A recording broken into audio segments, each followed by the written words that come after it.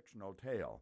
My story comes from news I've seen on CNN Direct. Just recently, a tragic event occurred. And, while I certainly ache for the people who experienced this ordeal firsthand, I've realized that as I watch this story unfold, the similarities between what's happening here in this town and what's happening in your life to keep you from where you want to go creates some surprising parallels.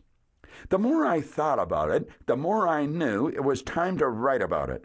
This story is something you're going to want to share with friends, business associates, family members, anyone you care about, because this parable I'm about to tell you is easy for anyone to relate to. The fact that this event actually did occur and has caused devastation in several hundred lives should make even greater impact with you as a lesson for your life. Because, you see, embedded in this parable is the key to finally and forever creating positive, magnificent change in your life. Along the Southern California coast, there lies a lovely town that is a remarkable city unto itself. On a map, it looks to be connected to the endless stream of houses and freeways of southern Los Angeles.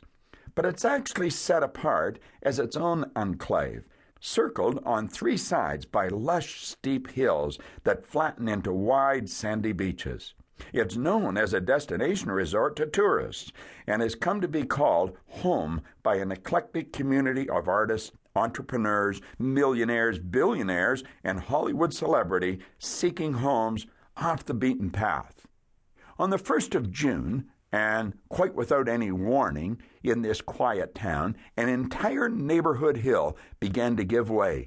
In just a matter of seconds, a spectacular mudslide sent more than 20 homes pinwheeling and plummeting down the hill. 4 community streets completely disappeared, taking cars, power lines, water mains, and gas lines to the abyss. By sheer miracle, not a single resident was killed or seriously hurt, even though several were forced to jump from windows and leap from falling front doors as their houses collapsed beneath them. In the days that followed, the devastation really set in. Residents who had managed to escape in the clothes they'd shuffled to their kitchen coffee in discovered that these clothes were really all they had left to their name. Their homes and all their earthly belongings lay in a rubble of splintered timber and snapped power lines hundreds of feet below.